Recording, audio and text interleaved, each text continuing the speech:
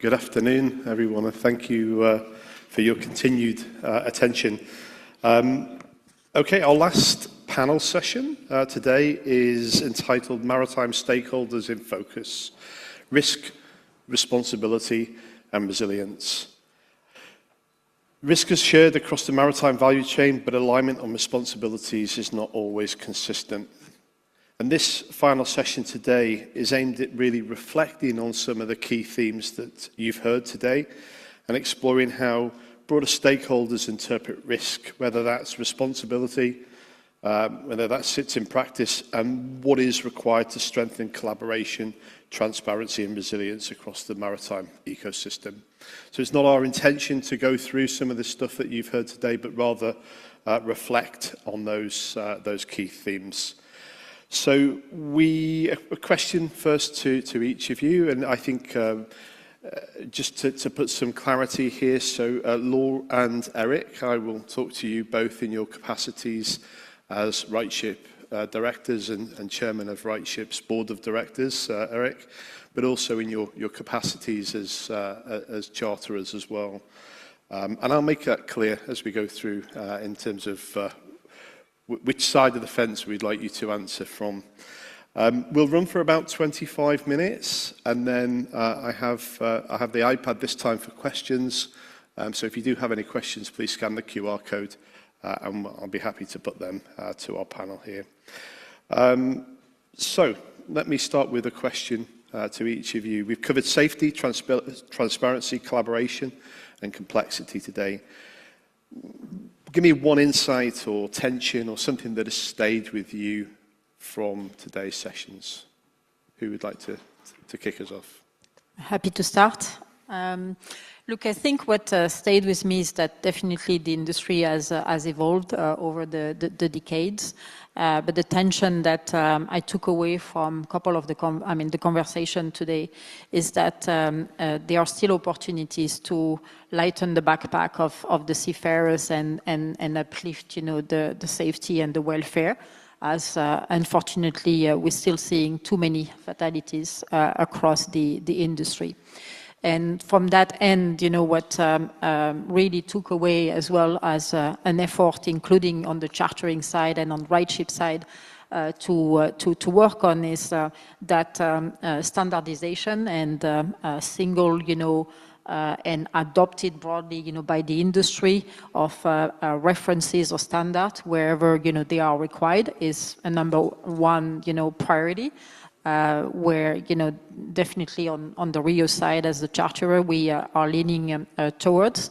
And the second part is the need also to basically share learnings and share best practices, which we don't do enough. And we definitely have a great opportunity. We have a couple of attempts to do so in Rio Tinto, and I'm definitely convinced that RightShip has also a key role to play from that perspective. Thank you, Laura. Eric, perhaps I'll ask the same question to yourself. Certainly. But before I answer your question, Andrew, as the chair of RightShip, I would like to thank all of you for coming today, and also thank you for being valuable customers and partners of RightShip.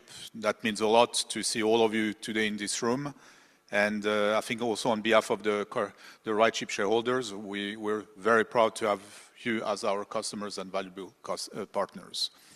I will answer your question slightly differently, Andrew. I've been listening to today and the last couple of days about and engaging in various discussions, listening at today the various panels. A lot of great things and the right things have been said.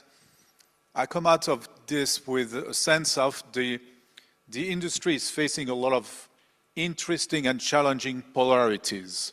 I don't see what has been discussed today around contradictions or people in a disagreement. I think it's, when I talk about polarities, I'll give you a couple of examples. It is true that we live in a very challenging and competitive world today where we tend to go back to the basics.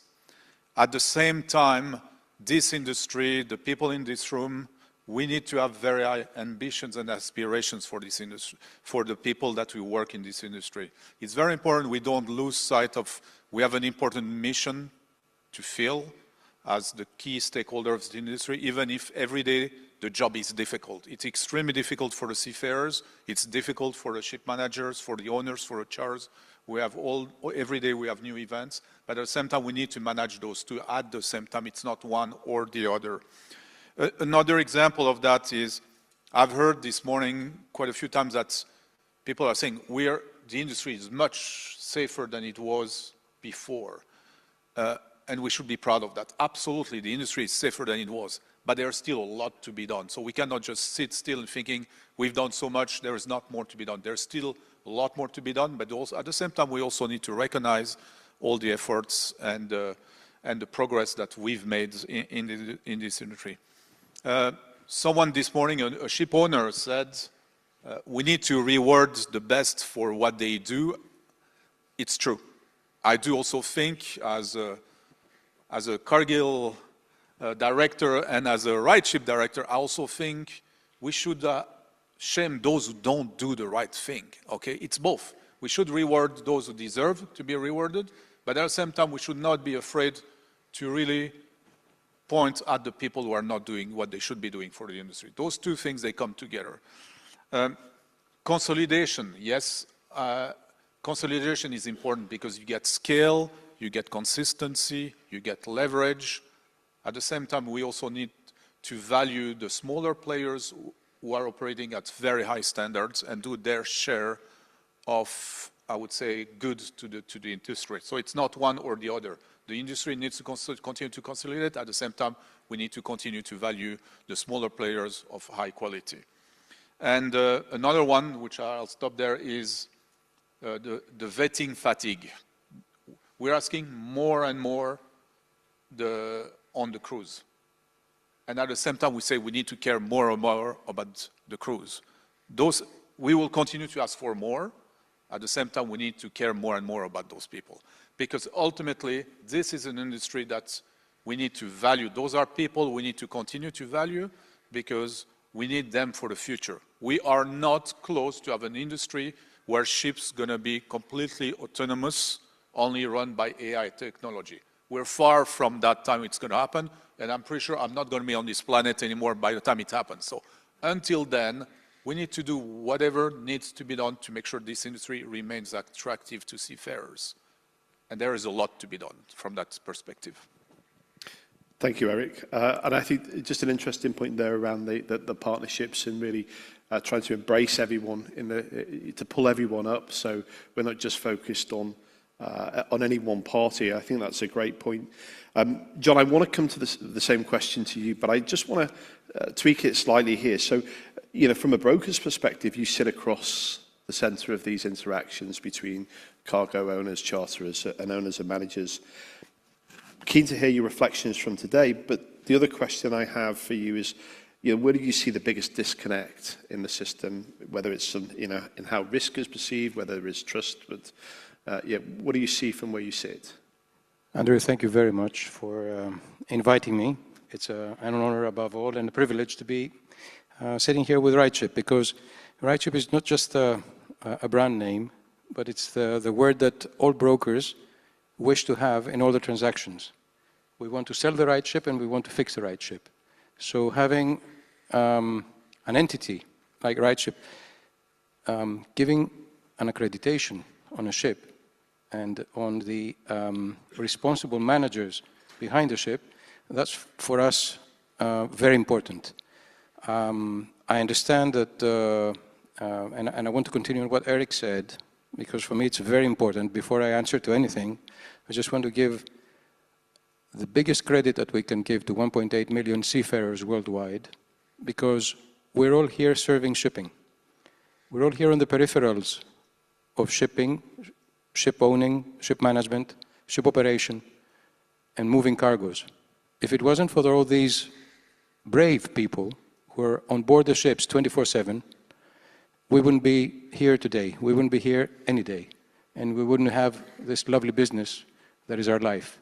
So above all, I would like to to give a huge thank you to all these seafarers worldwide, especially in these days today, that we have 20,000, more than 20,000 seafarers in a war zone, in an environment which creates even more hostility and more risk and more uncertainty that they already have on board the ship, traveling and carrying the cargoes that we all want them to carry. So I would like everybody to applaud and to give a warm thank you to these 1.8 million people who help us every day. Sure. I'm sure no one disagrees with that point, John. Very well made. No, I'm really, I don't want to become graphic in any way, but this is, it comes from the heart because I understand that we take it for granted, and we shouldn't. Now, how we go as a broker, we're in the middle. We're in the middle bit, in the space actually, in the space between charterers, cargo owners, managers, data providers, banks, insurers, and of course, we have to face the freight market. For us, the signals that we receive and the data that we are obliged to digest, understand, validate, and at the same time take decisions based on that data, create a serious issue of being overwhelmed with more data than necessary. And that is one of the biggest issues when you're a data gatherer, definitely. You have tremendous databases, but those databases have to be cleaned, filtered, and above all, to create the element of trust. I heard the word trust many times today, and I'm one of them that's going to repeat it. Because we have to have data that is usable and comparable. For me, that's very important. To be able to compare data sets, and to be able to take decisions based on trusted data. This is for me, I mean, it's in a nutshell, because we're the brokers that listen to everybody, but we're asked many times by our principals to advise them on what decision to take. So, John, just to carry on this, what does trusted data actually mean from where you sit? We are intermediaries of confidence. I mentioned that before, but yes. We help to translate information into commercial decisions. And we see the charter's risk framework that has to meet the owner's operational reality. And I think that is something that we discussed also, Andrea, yesterday when we had a quick chat. All stakeholders have to be aligned. It's a win-win world. It's not a world where the charter wants to take advantage of the owner and the owner wants to take advantage of the charterer. If you do that, you're short-lived in this business. To have longevity and to be able to maintain sustainability and to be able to be the choice of your charterer, and it takes two to tango. The charter also has to be reliable, but we are talking about giants, huge corporations that are trustable. So the owner has to make sure that what he does is of the standard needed. And definitely that is a difficult task, and they have to work very hard for that. There's a lot of compliance, but if you comply, then you're the first choice and you repeat business, and that's what we all want. For a broker, what we want is repeated business. It's not because it's easy, but it's a business that doesn't create unnecessary risk. Repeated business means we know how you operate, we know how you work, and we try to smoothen everything out because we have done it in the past. I think that's very important. And I think, John, thanks for the points. A couple of the takeaways from the discussion that we had from your perspective is data's got to be accurate, comparable, used fairly to build trust, and it should be used to improve and not just reject was another point that we discussed. I think there's been some interesting contrasts today as we've listened to some of the panels. The one that stuck for me was Panos, who spoke on the environmental and sustainability panel, who said we need more data. But we have to have alignment on what data is important. And I think that was an interesting point. I think just holding the question, Eric and Laura, to yourselves with your charterer's hat on, what does trusted data look like for yourselves?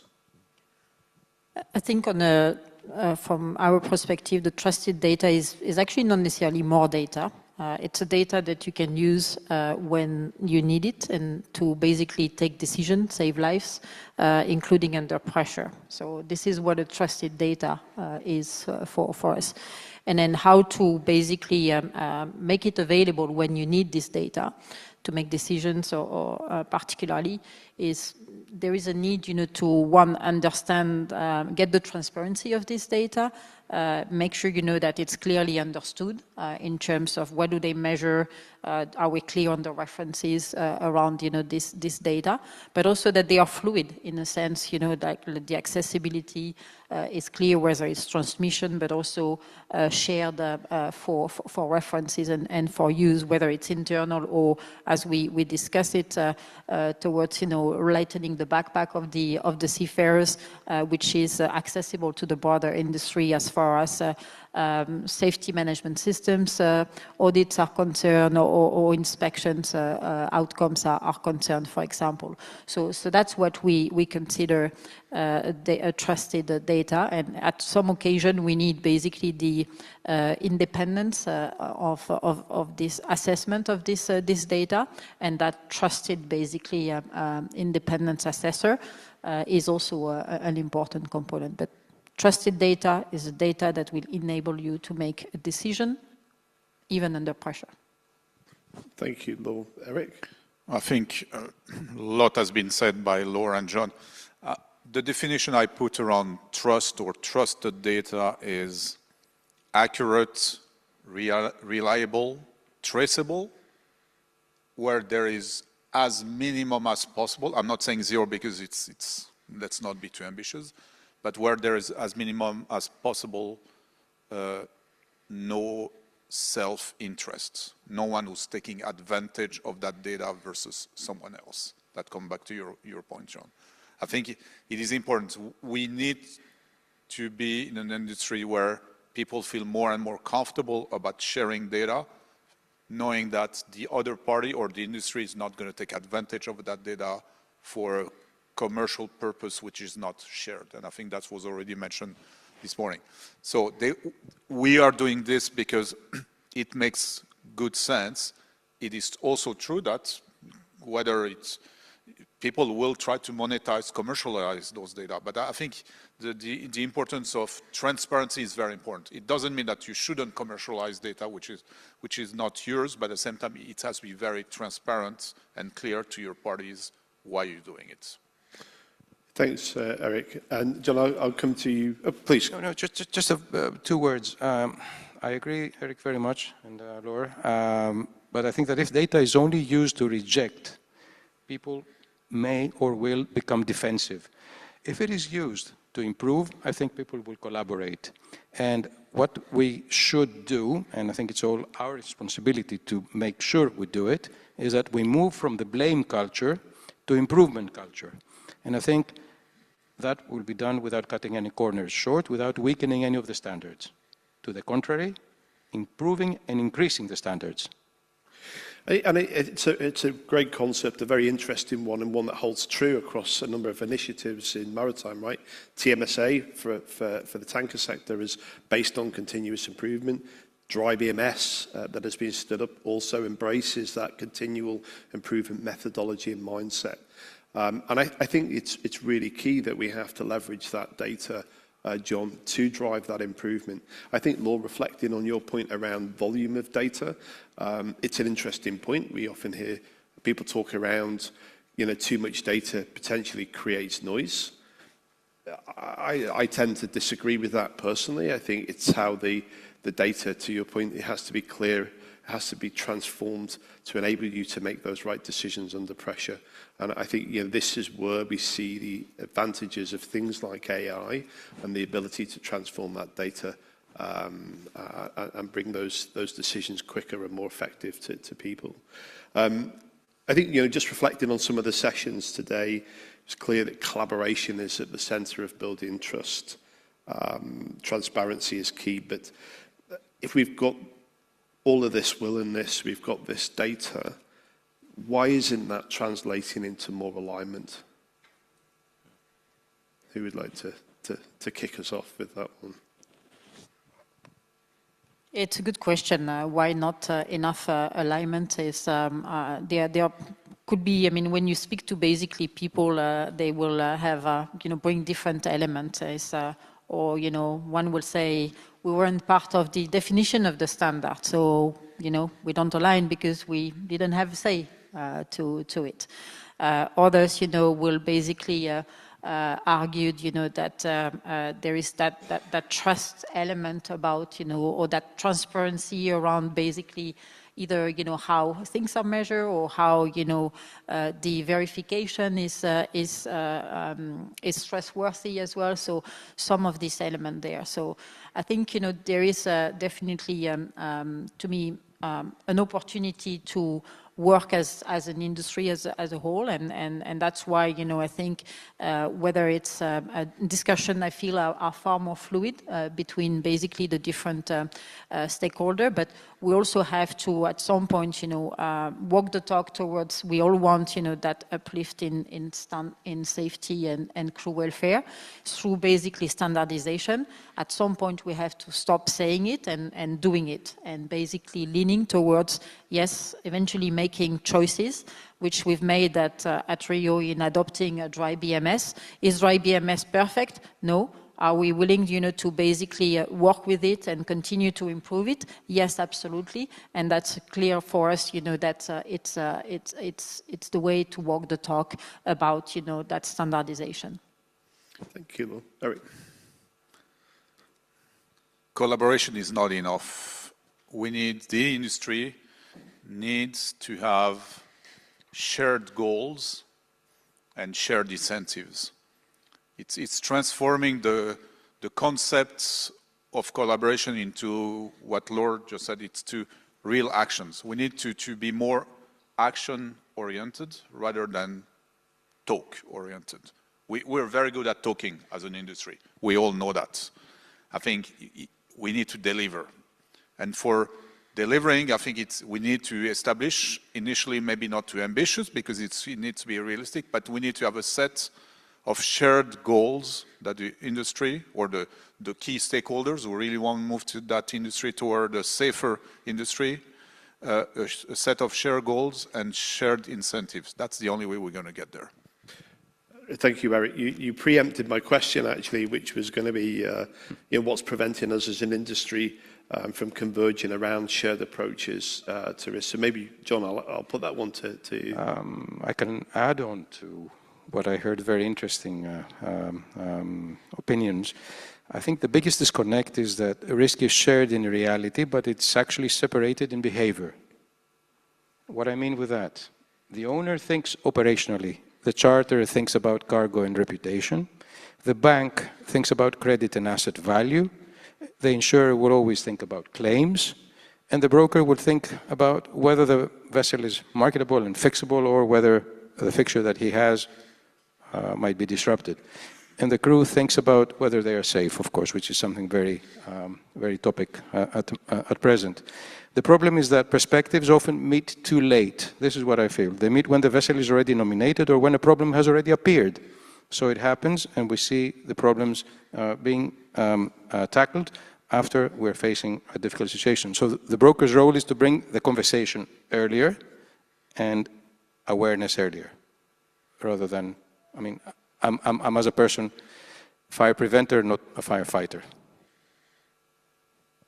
Thank you, John. So if we just cast ourselves 3 years from now, what would need to be tangibly different for you to say that we've got greater alignment in the system, we're being more transparent and we're more resilient? John, let me come to you first. It's better to be third because you already have the answers laid out. But Andrew, I think that I would like to see more standardized and easier to compare data across platforms, across any data set that we will have to rely on. The biggest problem that I'm facing personally as a broker in my daily life is too much data. Too much data. And when I say too much data, it's more than what we can digest and what we can read. First of all, we start with the emails that we are bombarded every day that we have to use and take decisions. There's so many emails that you need a reminder, somebody to remind you that you haven't read it or read it properly. Because that's another big issue that we're doing in our daily lives. Superficially going through some of the very important emails because it's actually lost, it's noise within a data set of a lot of data. This is the biggest issue that we have. I don't know how you tackle in RightShip, all the, you said millions or trillions? I have a friend called Claude who can help. He's pretty good. Okay, well, I don't like Claude so much because we had a bad example of data coming out which was really bad. But okay, anthropic is more anthropic in Greek, means more human. I mean the engine behind it. But all the AI, Andrew, to be honest, AI is here and it's here to stay. But we cannot rely on AI. I personally rely, as a broker, on HI, human intelligence. You cannot replace that. Even the big guys here, I would like to hear, the huge charters, it's my privilege being in between the biggest charters, of course, as a broker. What we all want is to be close and direct to the big charters. This is what a broker wants. I mean, for me, this is a golden opportunity. I'm next to the big charters, direct and close.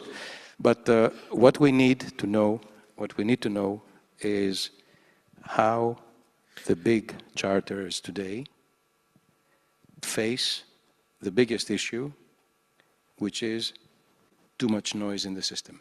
And how do they separate all that noise? When I mean noise, you can understand what I mean. Operators, substandard, all that. I think you've got to cut. I think you're helping a lot. RightShip helps a lot on that. Right? And I think, if you look at the transformation that we've seen, I think, 10 years ago, we were very much data-led and human-assisted. And I think that's pivoted now. We're very much sort of AI-led and human-assisted. So I don't think you're going to see the removal of humans out of maritime, at least for many, many years. Eric, I agree with your position. I think I'll be off the planet as well. But your question is 3 years from now. Yeah, what does good look like? Better data, better standards, better technology, incorporation of AI. That is all good, but those are tools, means to end results. The end result is we need to have a safer industry and a more attractive industry for seafarers. This is what's going to really matter at the end of it, because if in 3 years' time we're going to say, oh, we're going to congratulate ourselves in this room saying we have more standards, but if the numbers, if the real KPIs, the on-the-ground KPIs are not changing, we will have failed at the end of the day. We need to have a safer industry, fewer casualty, fewer detentions, fewer incidents. Those are the things which matters at the end of the day, which should be on everyone's dashboard. And I know they are already on a lot of your own dashboards, but this is what ultimately is going to matter. Everything else we're discussing, I'm not saying it's not important, it is critically important, but those are tools, means to get us to where we need to be, i.e. a safer industry. And Eric, one of the questions I have here was that Steen opened with 80% of the industry say that there's no shared definition of what good looks like. And the question was, what does good look like for your companies? And I think you've just helped us understand that, Eric, from your perspective. Laura, what does good look like for you in the future? Yeah, similar to Eric, I was definitely going to say that we need to see less fatalities, less or increased, seafarers' satisfaction. I like the idea about, checking about how they felt after, their contract and in terms of, proper rest, fatigue management, but also everything that is related to bullying, harassment, and else, that they may face as well on board the vessel. So this is the outcome that we want to see. And concretely, I think, for us is that simplification of actually the work of the seafarers is important so towards that alignment on standard and shared of outcomes in the industries to lighten the burden on the seafarers, but to also ensure that actually quality on board of the vessel in terms of safe development of the safety culture is happening. In Rio, we have piloted, launched actually 18 months ago what we call the master coaching on board the vessel, which is really investing about how actually safety management is lived on board the vessel, which point out actually on most of the feedback that the industry keeps saying is that these seafarers are basically overwhelmed with too many duplication and work to do. But ultimately, there is also an approach about how to think about safety culture. And the chief officer, master, and definitely as well, the chief engineer has a team as well. How do they basically engage with their people? Is equally important as well to make sure that the felt experience and the outcome is achieved. So quality also work on board the vessels. Thank you, Laura. And I'm just browsing through some of the questions here whilst I listen to you. And you mentioned there around duplication. In fact, one of the questions that come in here is, where I have it here, was around noon reports. And someone's mentioned, do you know that a vessel sometimes fills every day 3 noon reports, one in the company format, one in the charterers format, and one in a sub-charterer format with the same data. And of course, at the centre of that is the crew. We're talking about crew welfare, reducing the pressures on the crew. We're talking about standardisation. How do we get to a situation where effectively let's take that as an example, the unified noon report, where that becomes the truth? Andrew, just to ask you, these 3 reports are actually standardized per recipient. They're actually standardized to whom you're addressing them to. But it's not a standardized document that you fill it once. It's a 3-time fill-in document because everybody has his own standard ways of reporting. So this is what I mentioned, alignment in a common reporting manner, that the work on board the ship is actual work needed for the ship and not a white-collar worker's job that takes away the seaman's responsibility on board the ship of running the ship, maintaining the ship, and keeping uninterrupted the operation of the ship. Because I think that's one of the problems that we have imposed on crew, officers mainly. They have a lot of paperwork. And to that end, I mean, that's why I'm very hopeful and on DBC, really praising Intercargo and RightShip to put, this entity together. And one of the reasons we are member of it is because we want now to basically have the audits of dry BMS done by DBC and that are flowing through basically our vetting platforms. So that's definitely what we put in place here to ensure, that from a safety management system that is addressed. More work needs to be done. We're looking to continue to work with the industry. I think, Darren, you open a door to basically do similar things at the inspection level. So keen to work on that front as well. And I think it's an interesting point, Laura, and it dovetails very nicely into one of the questions here, which is, how can the dry bulk industry achieve standardisation without an accepted body like OCIMF for tankers to align charterers, owners, terminals, vetting expectations? And I think DBCE certainly has been established around the audit standard to do that. We know in the tanker sector, many organisations may go through several TMSA audits a year. Eric, maybe I'll come to you for that. We go back to where we started the day around trust, but not trusting the data. trusting each other, that there are key areas where there is no competitive advantage to have a better fuel report or noon report than someone else. There isn't. So let's get around the table, let's agree on one standard, let's move on. But I think we always have this fear that it's competitive, we cannot work together. There are so many areas in the dry bulk where we can work together for better standards and unique standards. Because if you look at just on the decarbonization sides, through the GMF now there's the SCC, the Sea Cargo Charter, where we're trying to come up with a unique way of reporting your emission data to the industry. We don't have enough people around this, but there isn't any reason why from the 35 members, 45, we don't get to 100 members, because ultimately reporting emission data is not something which is going to create a competitive advantage for your company.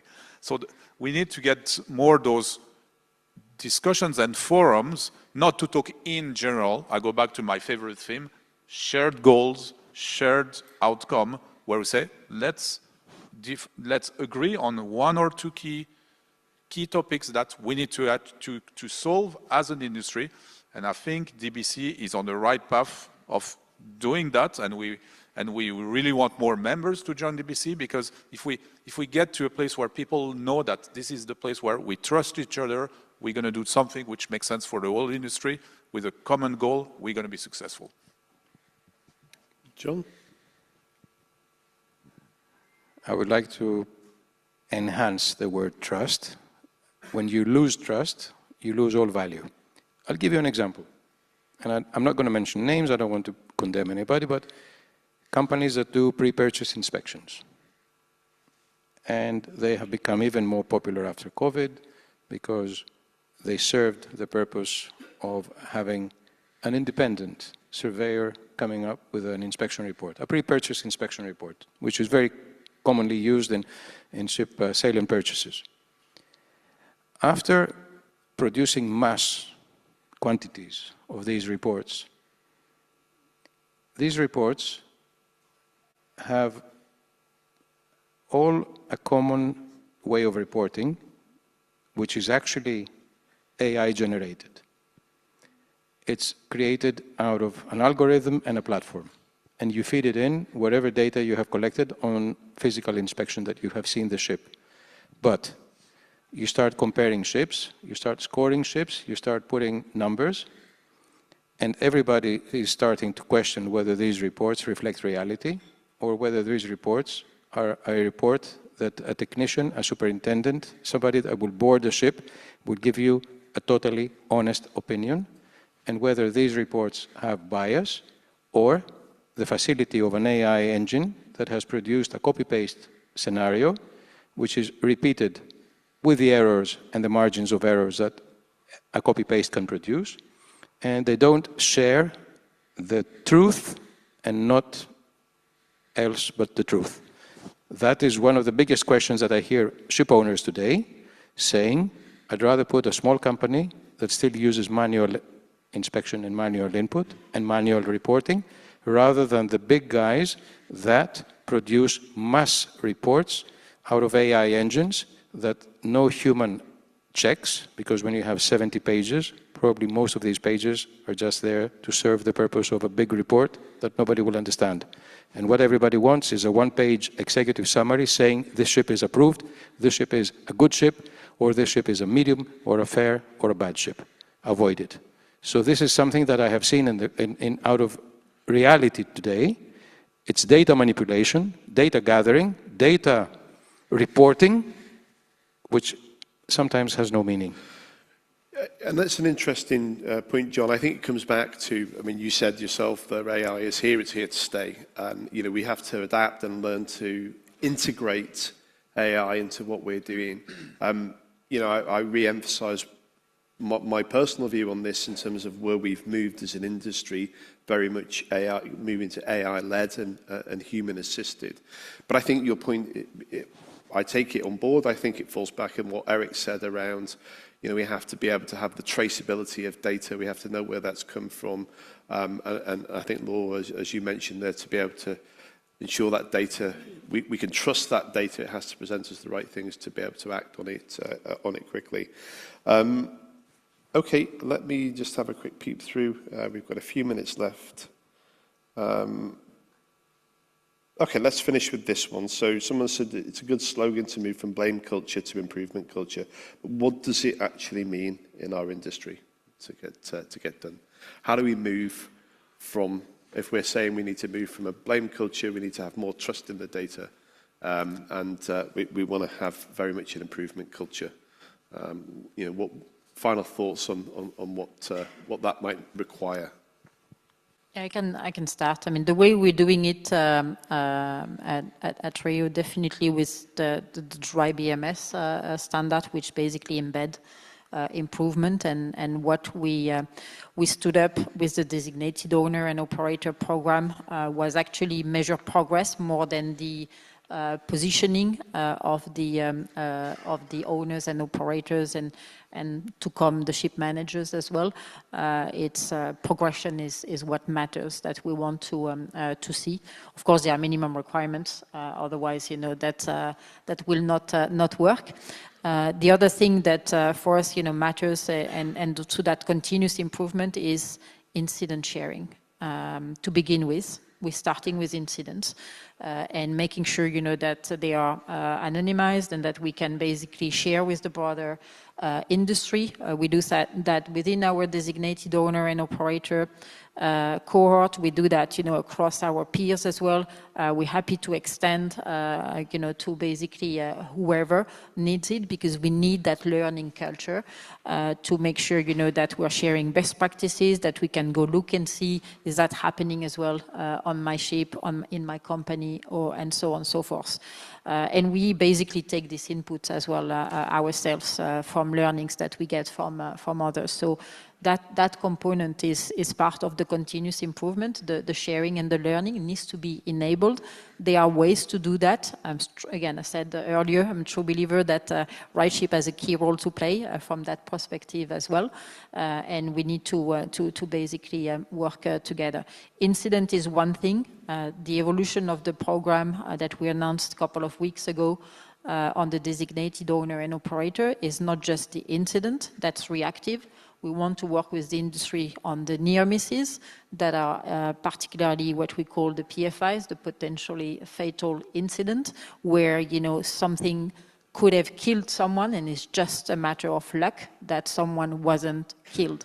So we want to basically continue to work with the industry to report also, and that you feel confident in reporting as well and sharing, this potential fatal incident on board the vessels.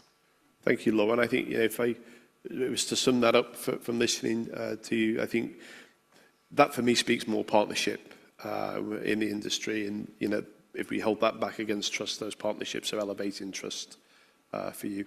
Eric, maybe I can finish with yourself on this one. Well, it's a difficult question, so I'll answer slightly differently as always. We need to drive for an industry which has trusted data, great technology, embraced AI, driven by people, okay, with a common shared goal. We're only going to make progress, we're only going to move away from those situations of blaming if we elevate the level of trust, but that's not only going to happen with better data. We're still going to have humans, people at the core of what we do all the time.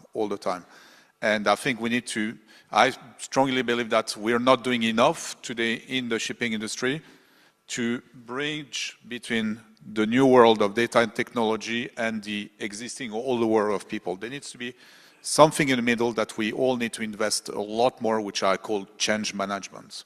We need to help all the key stakeholders in this industry, starting with the people on board of the ships, to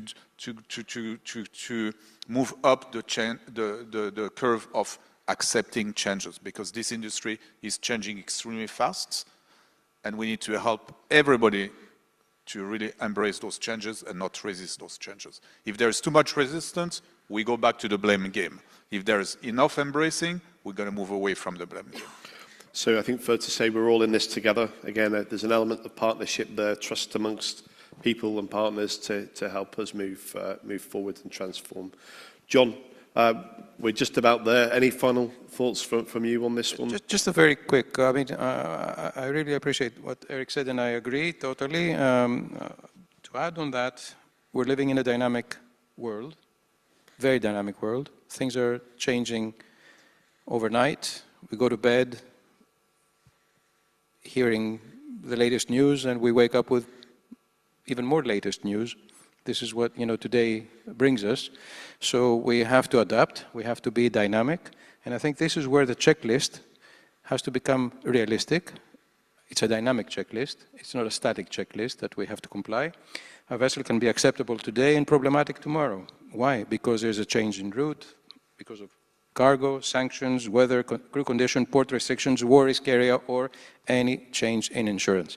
So the market needs to stop thinking of risk as a static box ticking exercise, and we have to apply it as it changes with geography, time, cargo, regulation, and of course, above all, human behavior. So this is something that I would like to make sure that whatever we do rides with the time. Super. Thank you very much for another stimulating discussion. And yeah, it's really nice to have your perspectives.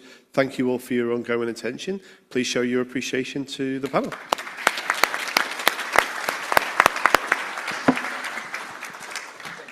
Thank you so much. Thank you to Laura, Eric, John, and of course to Andrew for the very rich and candid exchange that is closing our panels today.